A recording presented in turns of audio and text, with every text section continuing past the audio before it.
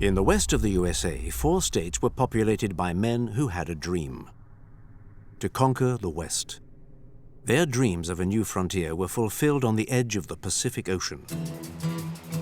A distant boundary, a legendary frontier that today is highly developed. The West Coast still possesses a strong power of attraction. Many myths still persist there. They attract dreamers by the thousand. So you have to get away from the coast to find nature in its purest form. A nature of majestic landscapes, shaped by the relentless erosion of wind, rain, and rivers over millions of years. Man has left his mark on an environment that he has managed to tame for his own comfort and pleasure. He has succeeded in overcoming daunting geographical constraints, and everywhere has drawn the best from the land. Man has been present here for thousands of years. At one with nature, many different cultures succeeded each other until the 19th century, marked by the coming of the pioneers. In Ogden, in Utah, they honor the memory of the pioneers. Their horses are also included in the celebration. Without them, the adventure would have been different. The Pioneer Days enliven the town every year in the month of July.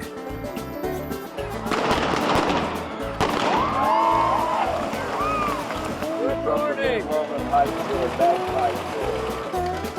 A colorful parade traces the epic of the first people to make it to this region. They came from afar, but they all originated in the same community. Lila McPhillathan. The 24th of July is when the pioneers came to Utah. They came from England, and then they went to Missouri, and then they traveled to Utah. And so we celebrate the 24th of July for them coming into the valley on the 24th. And so the Mormons settled here in Utah. Everyone shows off their skills or their patriotism. All groups, all professions join in the fun. Serving in the northern Utah area. The spectators rediscover their roots, the values handed down to them from earliest childhood. Ogden isn't the only town to honor the pioneers. Andrew Jackson. Salt Lake has a big parade. Other parades are held on different days than the 24th. And crossed the plains, and when they got to the Salt Lake area, they settled, and this is developed from that. It's an opportunity to initiate the younger generation. When I want to load this gun, I have to pour the powder right here, and then I tamp it down with this little lever. Then I have to put a cap on the other side like this, and when I fire it, the powder goes out, pushes the bullet out the barrel.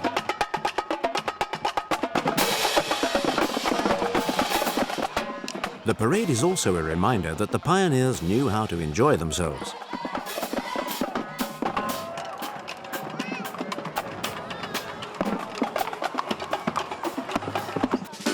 On the edge of town, at the end of the day, another event is getting underway.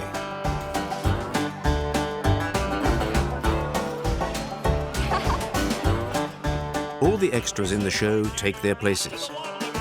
The spectators for the traditional rodeo are ready.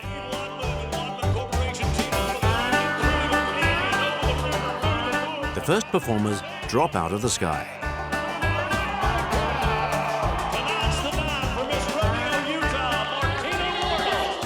There follows a moment of respect.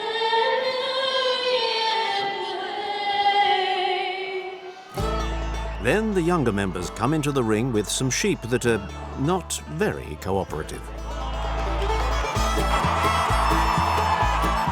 The aim is to stay on the beast.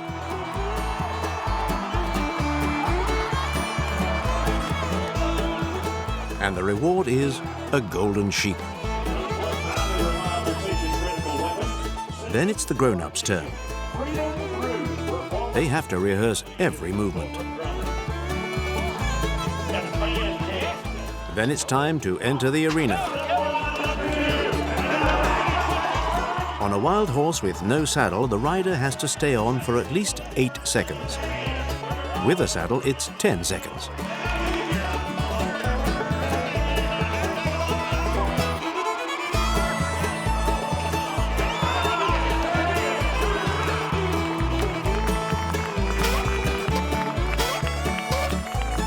The rodeo is above all a spectacle, a show for all the family.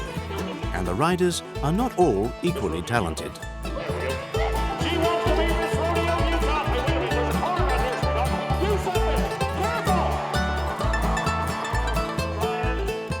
The rodeo reenacts the activities carried out by the cowboys in their daily work. One of the organizers is Craig Billick. Rodeo is the traditional sport of man versus animal. This is one of the most exciting sports you can ever see. The cowboys are trying to show off their skills here in riding animals, handling animals, and getting animals to do basically the things they want them to do, and animals don't always want to do what they want to do. In theory, the rodeo is a very virile sport, but that doesn't mean that the young ladies can't be excellent riders.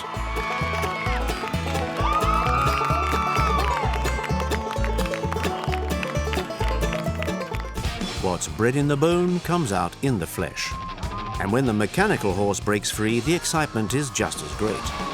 The helmet replaces the hat, but the legend remains intact.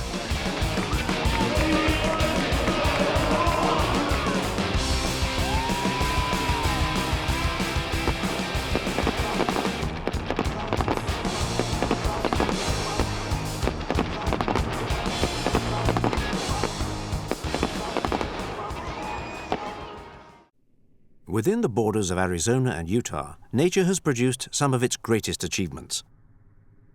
Man has sometimes lent a hand, as in the case of Lake Powell, one of the largest artificial lakes in the world.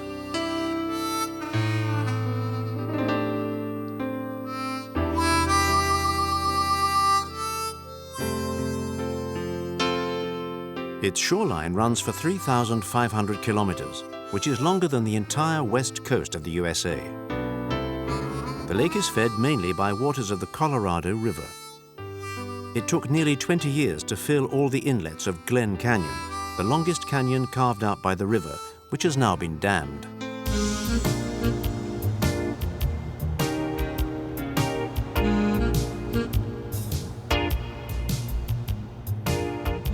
Lake Powell has become an important base for this nautical playground.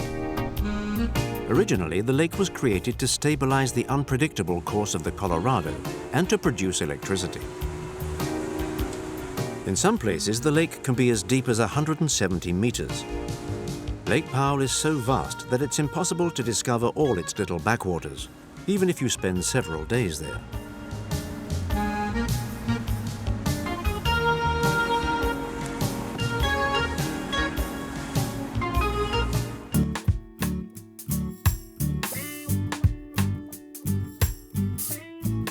In the southwest of Utah, Zion National Park is a mecca for geologists. Several million years ago, the upper layers of the rock were at sea level. But when the tectonic plates shifted, they pushed the surface up to an altitude of 3,000 meters. Then erosion set about undermining it. The rock is stained red by iron oxide. In deference to nature's choice, the asphalt topping of the road is red. This landscape inspires artists. But it's not only the colors, it's also the atmosphere of the place that the painter appreciates. And with that comes inspiration. Rob Wilson. There's nothing more inspiring than this landscape. It's just phenomenal. I love the color, I love the sights, the sounds. I really love being out in nature and painting in plein air, and there's just nothing better than that, in my opinion.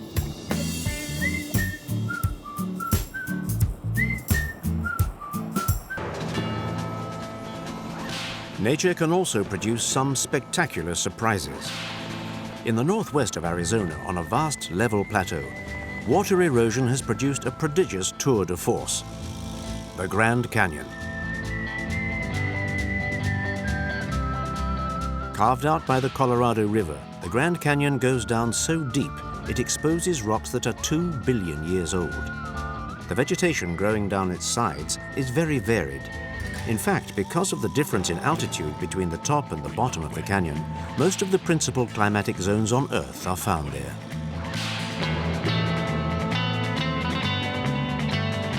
Beside the majesty of nature, man feels very small.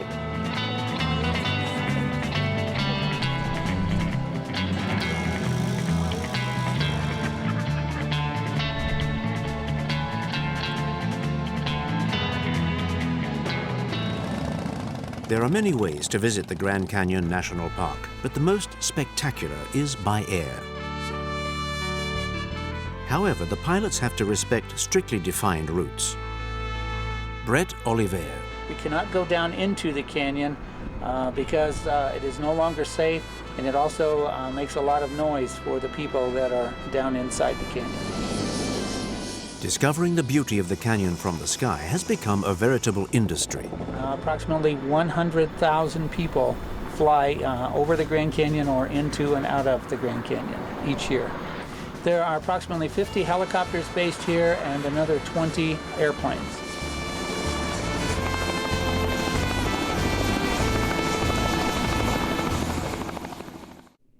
Moving on towards the west, once you've crossed the border between Arizona and Nevada, and at the end of a long road across the desert, there appears a mirage, an apparition, Las Vegas.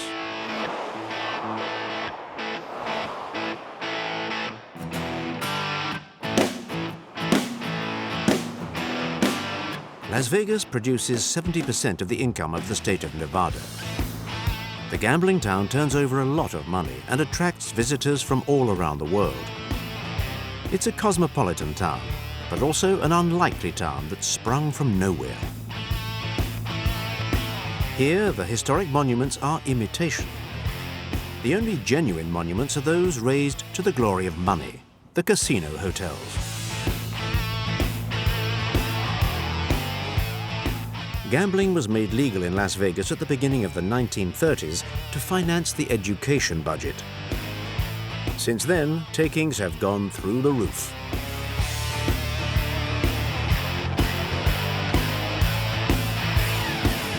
Las Vegas is mirrored to infinity and shows itself off.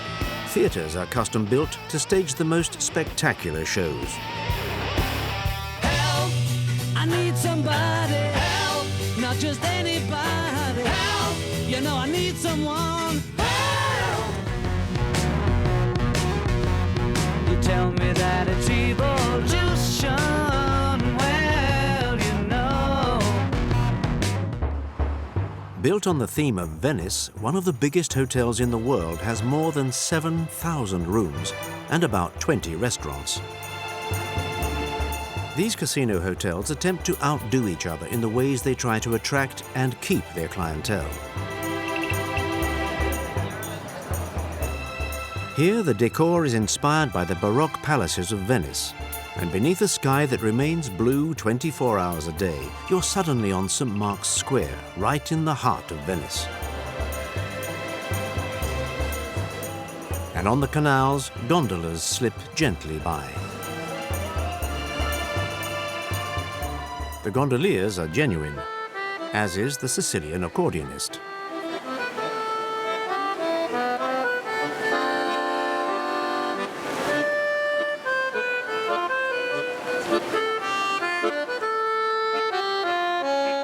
As for the Lion of Venice, he keeps an eye on commercial reality.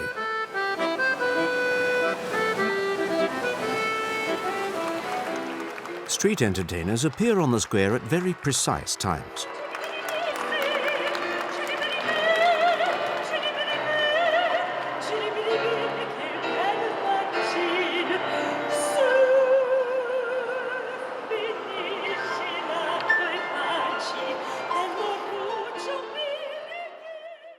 Outside, the illusion is maintained by piling up references to Venice. A small version of the lagoon and overlooking everything, the famous bell tower. Even the Rialto Bridge is there, with escalators instead of stairs.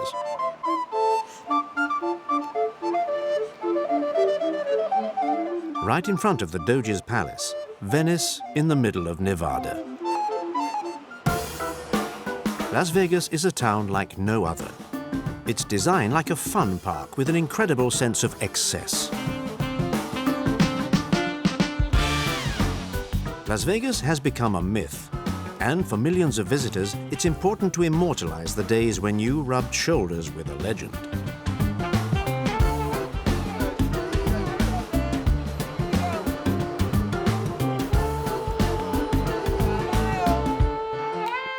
Many American legends have entered popular culture.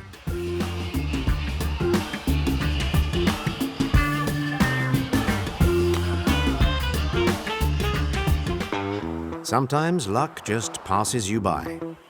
You can deposit personal effects in the pawn shop and borrow money on it. Any belongings not retrieved by their owners are often sold at very attractive prices.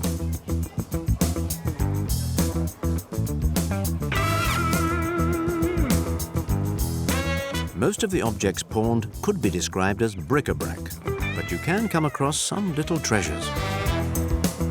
This is Portuguese design, Japanese made, one of the very first Japanese guns. Samurai gun, late 1600s, early 1700s. Apart from its gambling, Las Vegas is known the world over for another speciality: marriage. Why? Quite simply because the law of the state of Nevada allows you to marry and divorce without complicated formalities. What's more, here you can arrange your wedding as you like it. People come a long way to get married in Las Vegas. People that they're brave to get married, they want to say, yes, I do. More likely that the one person that we got. Everywhere in the world. Everywhere. Name a country, we already have one of those here. In Las Vegas, you can get married any way you want. So why not in a helicopter? Yeah, we wanted to get married. Could have went scuba diving, could have done it in the sky. Well, on a helicopter it's nice and safe, and you don't have to do much work, so come to Vegas. Yeah, get married. It feels more romantic in helicopter. Here, everything is possible. You can even be married by Superman. You just have to give the minister the appropriate costume. I've always wanted to be Superman. Yeah, there's 3 or 4 reasons they come to Las Vegas to get married. Number 1, it's not expensive. Number 2, there's no waiting period or blood test in the state of Nevada. And number 3, a lot of them like to do a wedding like they want without worrying about family and friends and what they want. People kind of do what they want to do. And Las Vegas is a magic place. The Reverend James Harvest is ready. I leap tall buildings. I jump over kiddie cars. I'm Superman! It's Reverend Superman here at Hell USA, Las Vegas, Nevada. Only place in America that a couple get married with Superman. I'm the only Superman in the world that is licensed to do weddings. One small problem. The real Superman's logo isn't on his back. It's on his chest. You'll see when you... There's no getting away from it. There's a logo. Yeah. I don't care where I wear it. I just want it to be right. Listen. Where's my jock strap? This is on the back. You have this on your back. This is supposed to be on your front. So you're showing too much skin on the front.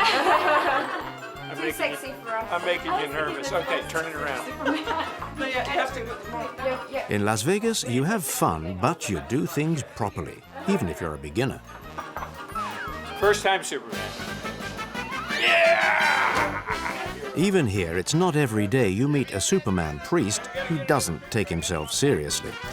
That's perfect. This is a joke, really. We're just kidding. That if a couple can stand still for 5 minutes, we'll marry them.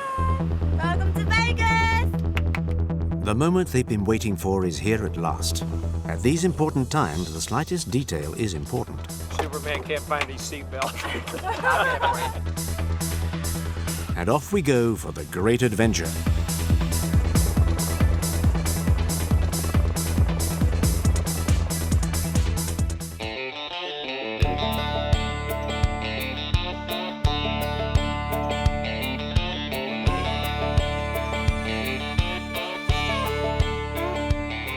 Unlike in most American states, it's normal in Nevada to tolerate certain kinds of entertainment. Even the smallest gas station has one-armed bandits. It's a way of life that is jealously protected in this state.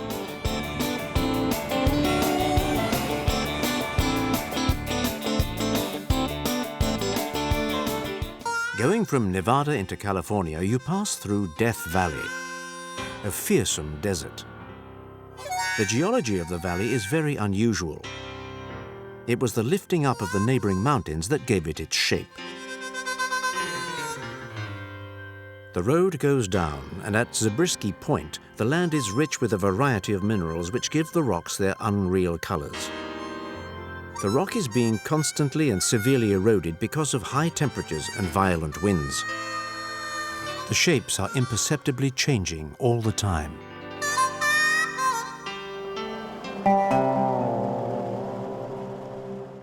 In Death Valley, the temperature in summer can reach incredible peaks. The place names are evocative. And the record temperature, 56 degrees centigrade in 1913. That didn't prevent Mormon pioneers crossing the valley in specially adapted contraptions.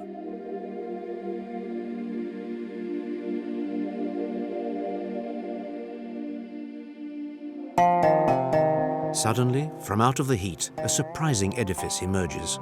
An opera house, founded in the middle of the desert by Martha Beckett, a New York dancer. Richard Regnall, the caretaker. Actually, there it is. Marta really didn't care, to tell you the truth. She didn't care if anybody ever came to see any of her shows or not. She would like it, and eventually that did happen. She would perform shows 6 days a week, whether somebody walked through the doors or not. The public comes from all over the world. They come from Europe, Middle East, Asia, Europe, of course, with a few of the Westerners too.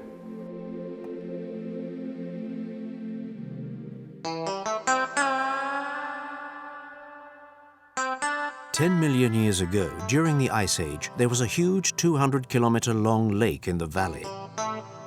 As it evaporated, the lake water deposited a thick layer of minerals, which is still there in some places. The Devil's Golf Course is covered with salts and dried mud.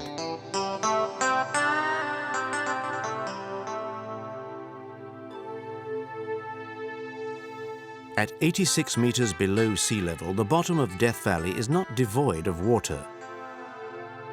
Sometimes heavy rainfall creates temporary rivers.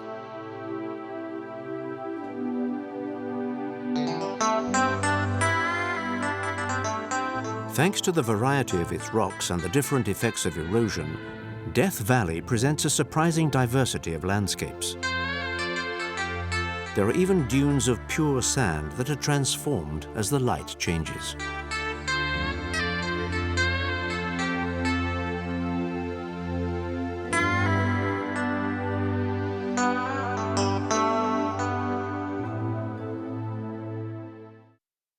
Still going west, the road climbs well above sea level to cross the Sierra Nevada, Spanish for snowy mountains. The highest summits are over 4,000 meters.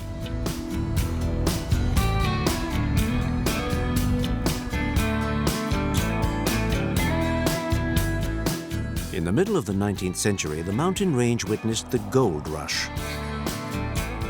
With the discovery of gold nuggets in the American River, the destiny of the region was drastically changed. Thanks to a recent invention, the telegraph, the news spread quickly and prospecting began. The configuration of the gold ore deposits here is very special. The mother lode of California runs roughly for about 150 miles, north and south through the state in the foothills of the Sierra Nevada mountain range, and it varies anywhere from about a half a mile to 2-3 miles wide. The mother lode itself consists of what are called quartz veins, and these quartz veins are what have the gold in them. The gold itself is on top of the quartz veins and also goes way down inside the earth, and that is consequently why the miners dug these holes in the ground, was to extract that gold in the quartz veins.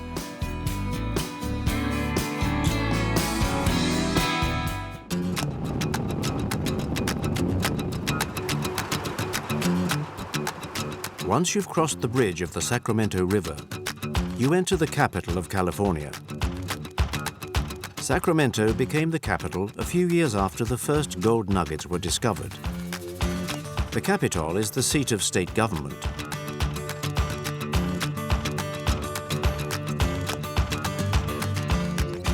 Modern architecture contrasts with the buildings of the old town.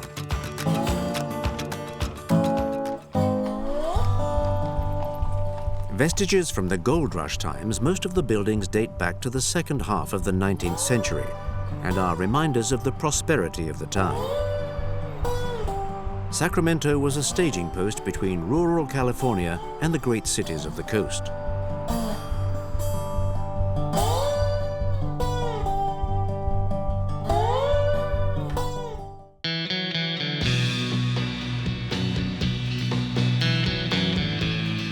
In California, the aeroplane is part of the way of life. In Cameron Air Park, the streets have aeroplane names and are wide enough for two planes to pass. Cameron Air Park is a village for pilots. Alan Thomas. Every house has a hangar either attached to the house or built separately from the house, but virtually every resident on this air park is a pilot and an aircraft owner. In this small village, plane lovers like to meet up. They can devote themselves entirely to their passion and let their imagination take flight. Well, this is her mailbox, obviously, but it is a somewhat of a model of her T-28, which is a former Navy trainer from the 50s and 60s and even into the 70s. It lasted a long time, so it's rather unique in that respect. It's the only one like it on the air park. Some of them work in San Francisco and do the return trip in the day. Far from being a luxury, here the plane is just an obvious way to get around.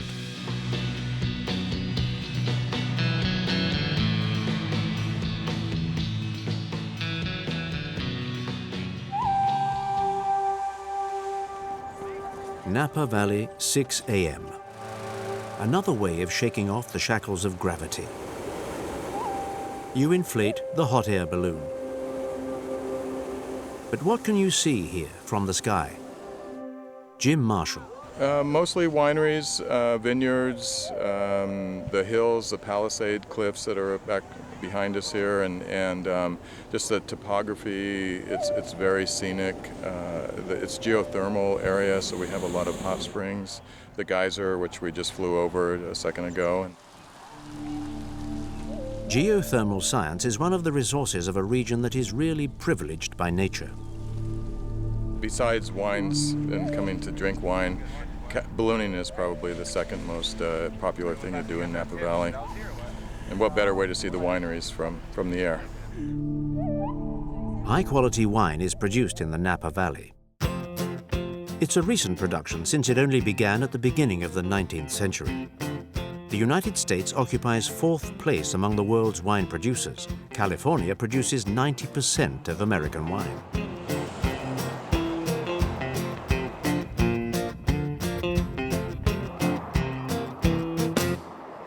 Wine estates often possess a remarkable real estate legacy.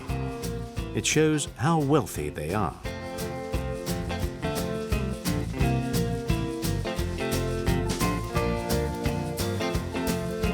Some buildings are reminiscent of antiquity, adapted by Hollywood. Others tend to be futuristic. Yet others are surrounded by cypress trees that remind you of Tuscany. Here the style is rather classical. But what is more than classical is a castle built on the medieval Tuscan model. Imported from Europe, the stones were cut by hand to reproduce perfectly the original lines and volumes.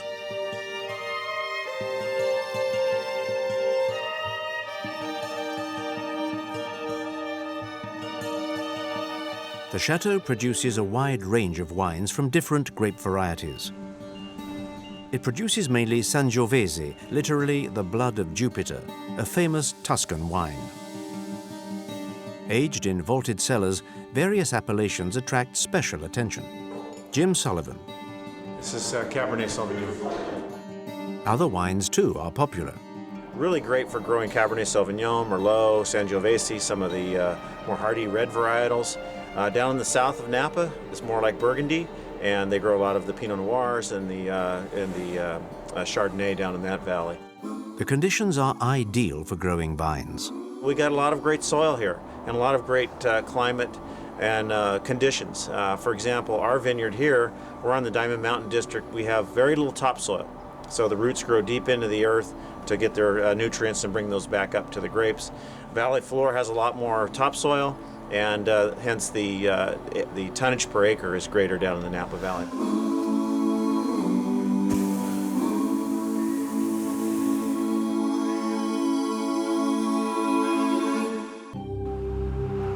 As we go towards San Francisco, vines give way to forest. Here we find the tallest tree in the world, the sequoia. The sequoia is a conifer that can live for 2,000 years. It can also grow taller than 100 meters. The tree grows quickly and is very resistant to forest fires because of the thick, spongy bark.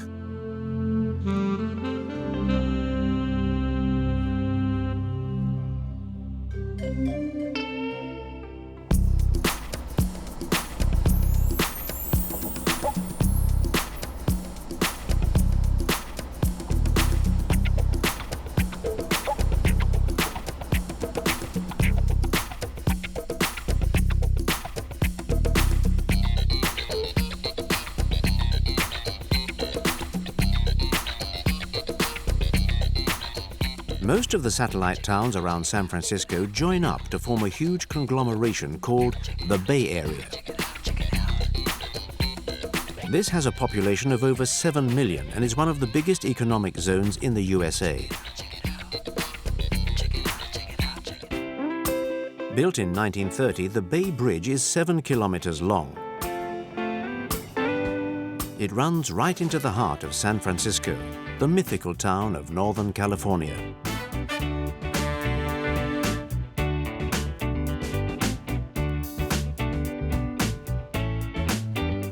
Downtown San Francisco is the financial and business district.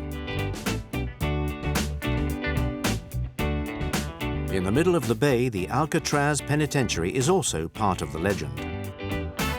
The prison has now been closed because of its mammoth running costs. Another mythical site is the Golden Gate Bridge. The bridge is painted orange so that it can be seen through the fog which frequently enshrouds the bay. It marks the separation between San Francisco Bay and the Pacific, while at the same time facilitating communication between the town and the north. On the north coast, a short distance from the Golden Gate Bridge, the houseboats of Sausalito ride at their moorings. Many hippies used to live in these floating houses in the 1960s and 70s. Sausalito was one of the bastions of the counterculture.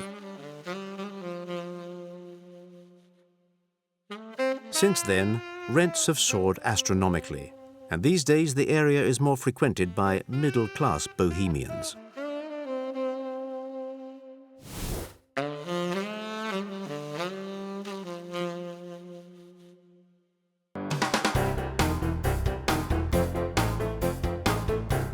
San Francisco is built on about 40 hills, and because of this, as the traditional grid plan of American towns was adopted, the slope on some streets is quite unnerving.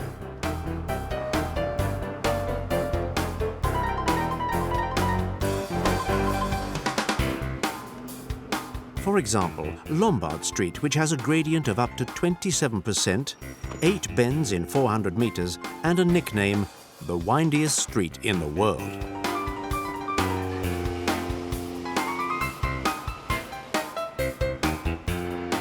They had to find a system of public transport able to cope with this slope. So they invented the cable car, a sort of tram car that has become an historic monument. The cable car is pulled by a cable that unrolls in the roadway. A traditional tram wouldn't be able to move, let alone brake, on these slopes, with metal wheels on metal rails.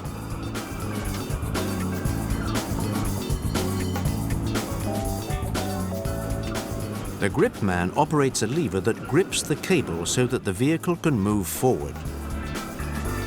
To stop, it's simple. You release the lever and you brake.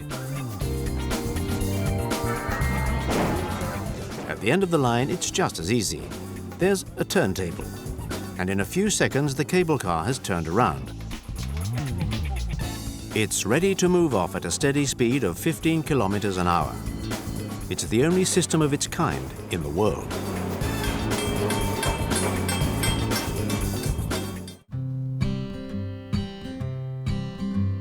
The real estate heritage of San Francisco is remarkable. Thousands of Victorian houses have survived since the end of the 19th century, despite earthquakes, fires, and property developers.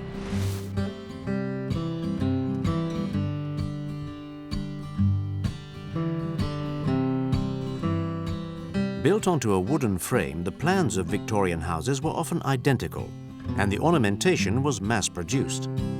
They're very much sought after. Because of their unusual colors, they are known as the Painted Ladies.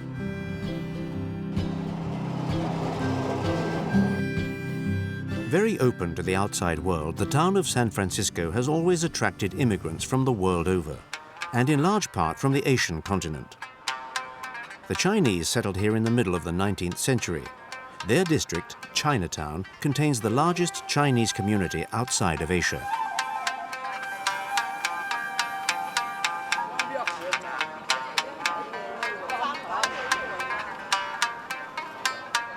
The first Chinese, mainly Cantonese, came at the time of the gold rush.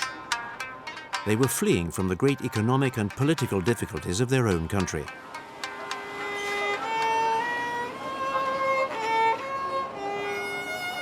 A second wave of Chinese arrived for the construction of the railroad at the end of the 19th century. To help each other and also for entertainment, they formed a very close-knit community. Haight and Ashbury Streets gave their name to a very famous district with a reputation of being very liberal, very tolerant. During the 1960s and 70s, Haight-Ashbury was the epicenter of the hippie movement and the counterculture. She sold my new blue jeans. My father was a gambler. Since then, the residents have become more diversified and the Haight-Ashbury area seems to have almost returned to normal. However, behind the shops selling organic products, a special atmosphere prevails, a vestige of the past. A number of businesses quite openly foster the atmosphere and the relaxed nature of the area. Cultural references are the same as 50 years ago. No doubt times have changed, but slightly less so in Haight-Ashbury. Myths can be pretty tough.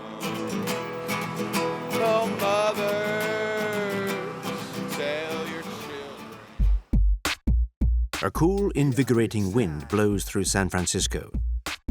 Personalities can express themselves freely and without complex.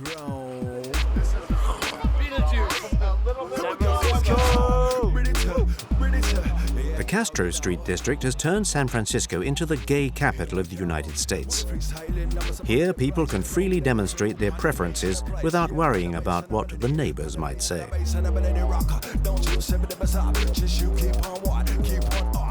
The first gays who settled in Castro at the end of the 60s came from the hippie generation. They chose to live in an area where the art of being different had been cultivated for years. Today they're celebrating Halloween. The costumes give everyone the chance to accentuate their originality even more.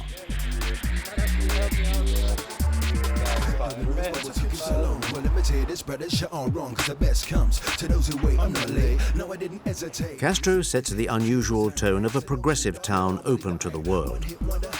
San Francisco is the outcome of a long search at the frontier of the American West.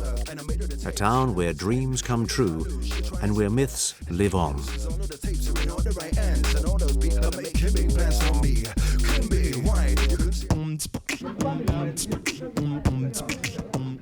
On Halloween night, the celebration blows away everyday life. Whether you're male or female, who cares? We'll sort it out tomorrow.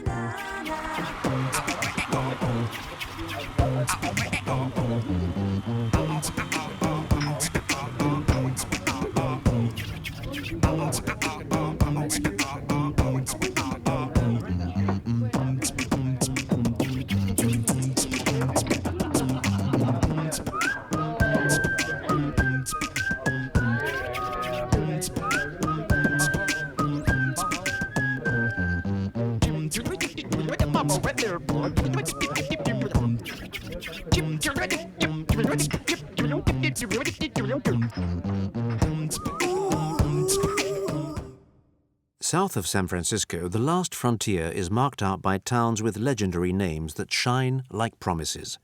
Towns with just one horizon, the Pacific.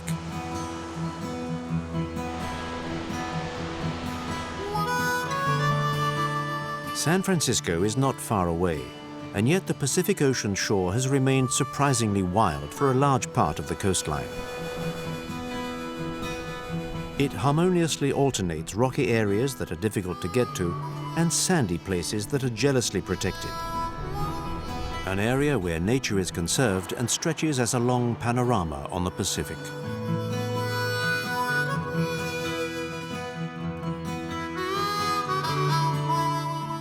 In the old days, sardine fishermen and whale hunters used to berth in the port of Monterey.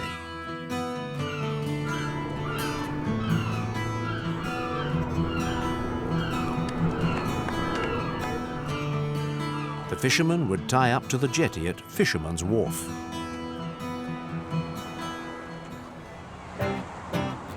Monterey was the name of the Viceroy of Mexico when the region was discovered by a Spanish sailor. The Spanish named the town in his honor. Monterey became the capital of California at the end of the 18th century and remained so for 73 years.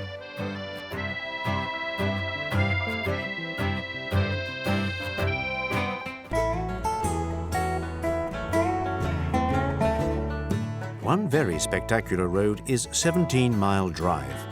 It passes through the most beautiful landscapes of the Monterey Peninsula. This toll road is lined with huge houses and luxurious properties that share among themselves the best sites around 3 golf courses.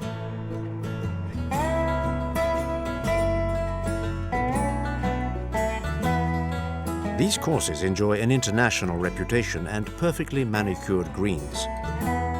Here, man takes care of nature, and only the Pacific spray is allowed into these very private areas.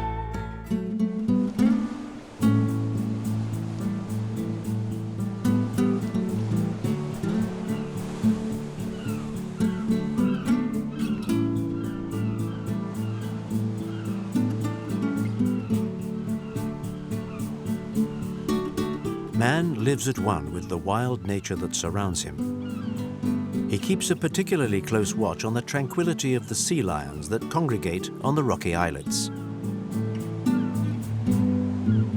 Visitors are welcome. In a highly protected environment, nature seems to give its creativity free rein. The trees are twisted by the wind and scoured by the sea salt until they are just ghostly silhouettes.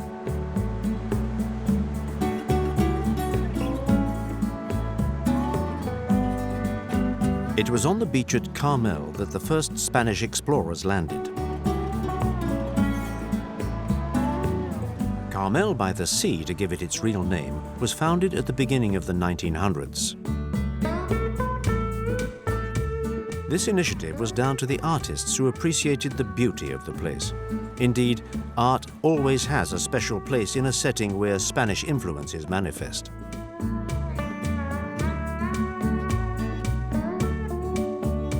Spanish Franciscans founded a mission here at the end of the 18th century. They employed Indians who worked the adobe, which is mud dried in the sun.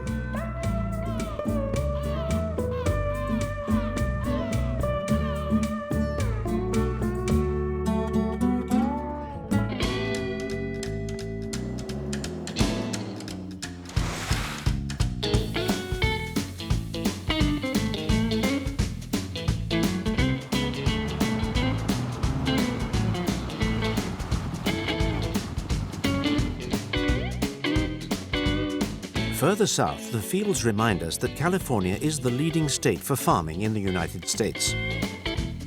Arable land covers a quarter of the state.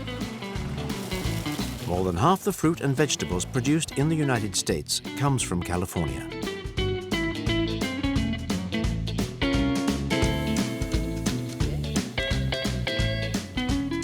Some of the farms practice the pick-your-own system.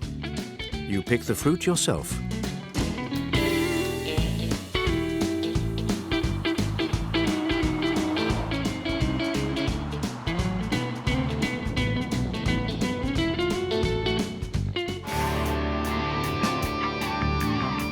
On the coast, there's a quiet little place that owes everything to the ocean, even its name, Oceano. Oceano is well known because vehicles of every kind are allowed on the beach.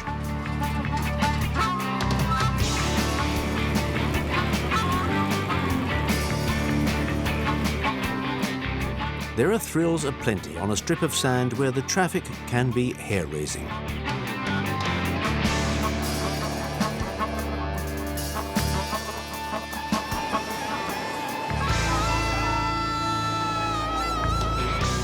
At Oceano, the beach is the place for mechanical amusements.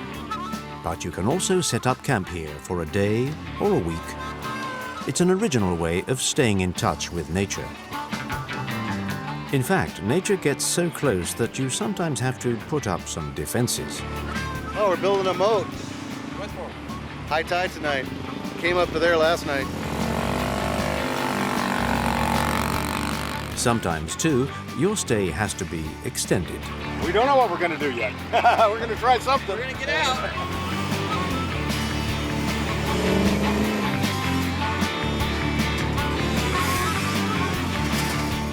Some dunes are also accessible to the more adventurous.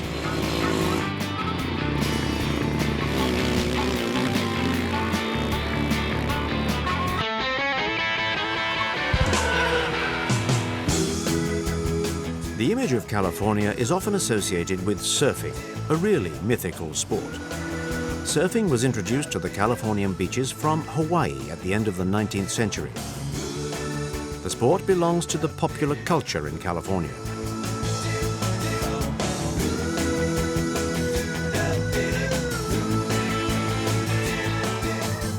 The mobility of the camping car means that surfers can get to their favorite spots. It's a way of ensuring close contact with nature. Santa Barbara and its beaches are iconic in California and known to all as the American Riviera.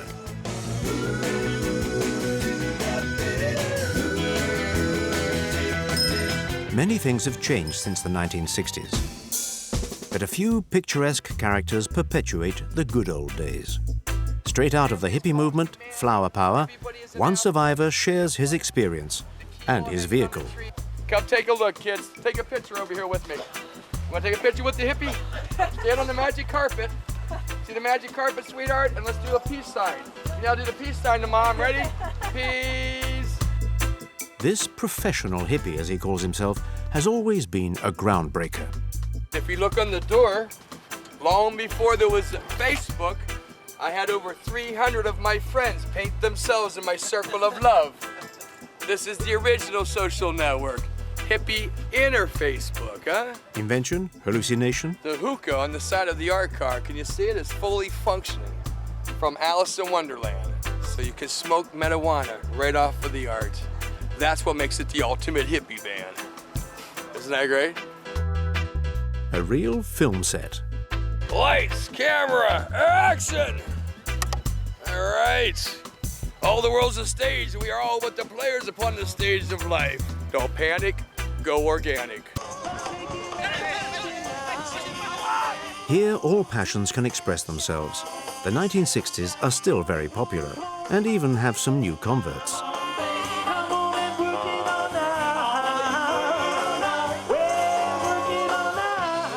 Eternal values that all generations share.